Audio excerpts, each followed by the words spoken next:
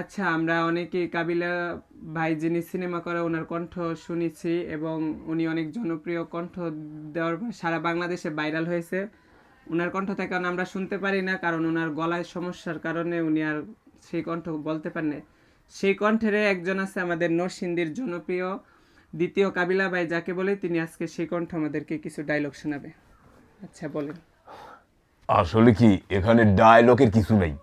এখানে আমরা আসছি ইলিয়াসের বাসায়। সে আমাদের প্রাণের লোক, কাছের মানুষ, সে মন মানসিকতা ভালো।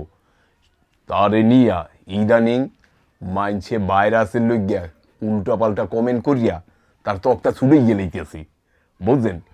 ও সব মিথ্যেবাদী। সে বাচ্চা আছে দুর্গা, এই বাচ্চা বুচ্চা থুইয়া কি আরেকজনের লেগে না, তিনটা। প্রেম প্রীতি করবে?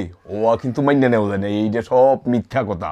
আপনারা যারা ওই দেখেন টিভিতে, ফেসবুকে, ইউটিউবে, টিকটকে, ও সব মিথ্যেবাদী বানানো। কিন্তু ইলিয়াস ভাই ভালো লোক, ভালো মনের মানুষ, তার ভিতর ভালো, অন্তর ভালো।